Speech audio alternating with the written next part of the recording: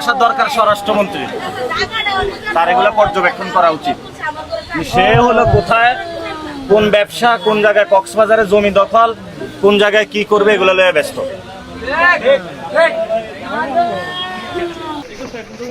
সামনে কেউ নেই। বড় ভাই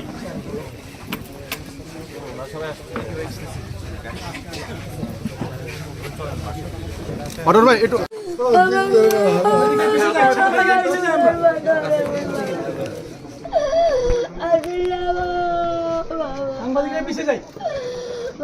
বসে আসেন, একটু শুনি। কারেন্ট নাই না?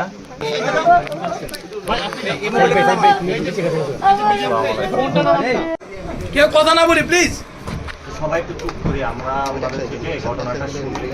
বয়স কত বা কিছু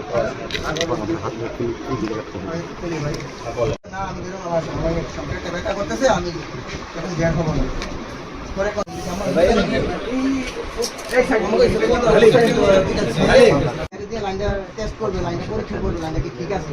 তো আমার ভাই তো আর জানে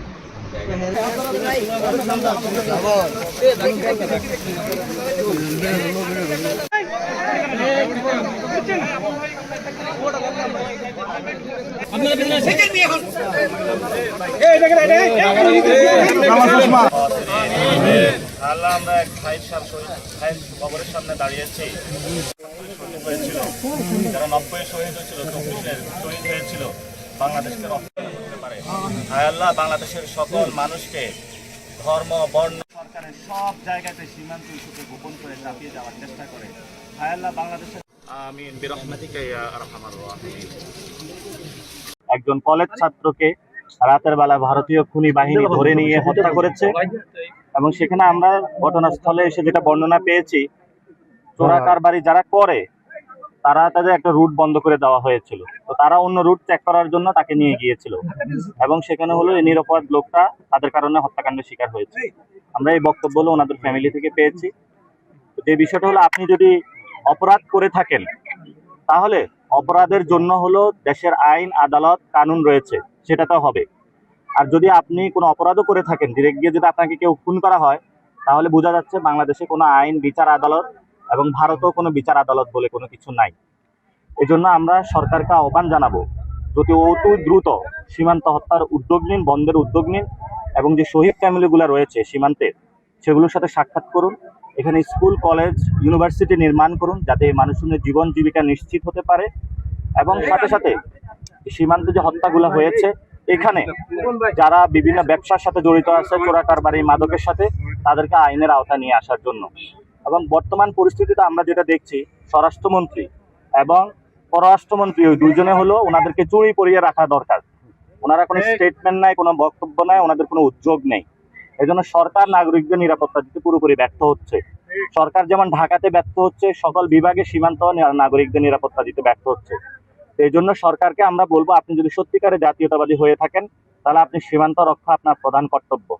আর যদি আপনি সীমান্ত রক্ষা করতে না পারেন তাহলে আপনি একটা ভুয়া জাতীয়তাবাদী। এই জন্য যারা ভুয়া জাতীয়তাবাদী আছে তাদের হাতে দেশ নিরাপদ নয়। আমাদের যারা সন্তান রয়েছে তাদেরকে আজকে খুন করা হয়েছে, ওনার বাবা রয়েছে এবং ওনার বাবার থেকে আপনারা বক্তব্য শুনবেন, যে উনি বলবেন যে ওনার সন্তানকে কিভাবে। আপনার সন্তান কি কোনো মাদক টাদকের সাথে জড়িত ছিল? না, আমার উনি বলছে ওনার সন্তান কোনো মাদকের সাথে জড়িত ছিল না। স্কুল স্টুডেন্ট সবাই জিজ্ঞাসা করেন আমার সাথে। এবং বিজেপি থেকে যে প্রেস রিলিজ দিয়েছে সেখানেও বাংলাদেশের মানুষকে মাদক কারবারি চোরাচালানি তারা হলো সেগুলো আখ্যায়িত করেছে। এটা ভারতীয় বয়ান। আমরা বলবো বিজেপিকে ভারতীয় বয়ান থেকে সরে আসার জন্য। আগে যখন ছিল পিলখানা হত্যাকাণ্ডের আগে, তখন হলো বিএসএফ মারা যাইতো। সে বড়াই বাড়ির যে যুদ্ধ হয়েছিল সেটা আমরা জানি। এখন হলো পিলখানা হত্যাকাণ্ডের পরে এই বাহিনী মেরুদণ্ড ভেঙে দেওয়া হয়েছে। আমরা আশা করব এই বাহিনীকে নতুন করে পুনর্গঠনের জন্য এবং নতুন উপযুক্ত ট্রেনিং এর মধ্য দিয়ে সীমান্তকে রক্ষা করার জন্য।